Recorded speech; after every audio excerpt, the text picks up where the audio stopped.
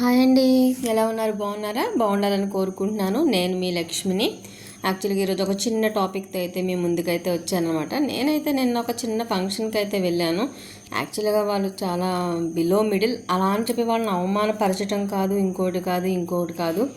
కాకపోతే ఫంక్షన్స్కి చిన్న చిన్న వాటికి కూడా ఎందుకు అంత భారీగా అసలు ఖర్చు పెడుతున్నారు, దేనికి అలా చేస్తున్నారు అనేది అయితే నాకు అర్థం కాకుండా అనిపించేసింది. ప్రతి ఒక్కళ్ళు, ఉన్నవాళ్ళు లేని వాళ్ళు, దేనికి సంబంధించిన వాళ్ళు కూడా అది ఒక డిగ్నిటీగా భావిస్తున్నారు. అంటే ఏంటంటే ఎంత రోజువారీ కష్టపడి పనిచేసుకునే వాళ్ళు కూడా ఆ ఆర్భాటాలకు ఎందుకు అంత ఖర్చు పెడుతున్నారు, ఏంటి అసలు అనేది అయితే నాకు అర్థం కాలేదు.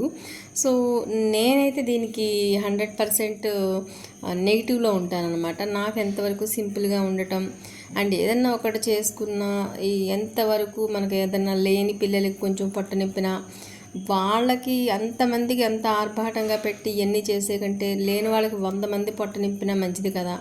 ఒక ఓల్డేజ్ హోమ్స్కి వెళ్ళి ఇవ్వటం మంచిది కదా. భారీగా సరే, ఉన్నవాళ్ళు లక్షలు కోట్లు ఉన్నవాళ్ళు ఎంతైనా పెట్టి చేసుకుంటారు. బట్ లేని వాళ్ళు, తెల్లారులేస్తే కష్టపడి చేసుకునే వాళ్ళు కూడా మనం చేయకపోతే ఏమనుకుంటారో అనే ఫీలింగ్తో చేస్తున్నారా ఇలా, లేకపోతే నిజంగా వాళ్ళు ఇంట్రెస్ట్తో చేస్తున్నారో మరి నాకైతే అర్థం కావట్లేదు. బట్ అనవసరమైన ఫంక్షన్స్ అంటే ముచ్చట, ఎవరికైనా మెమరబుల్.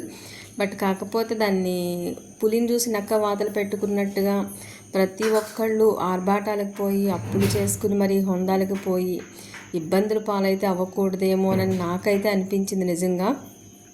సో మనకున్నంతలో మనం హ్యాపీగా మంచిగా చేసుకుంటూ మంచిగా లీడ్ చేసుకుంటూ ఉన్నంతలో ఉండొచ్చు అనేది నా ఒపీనియన్. సో రూపాయి అనేది చాలా విలువైనది. ఒక్కసారి మిస్ అయింది అంటే లైఫ్లో మళ్ళీ దాన్ని కూడబెట్టుకోవడం చాలా కష్టం. ఇదంతా కూడా నేను బిలో మిడిల్ క్లాస్ వాళ్ళకి మాత్రమే నా జస్ట్ సజెషన్గా చెప్తున్నాను. ఏమంటారు? Please watch.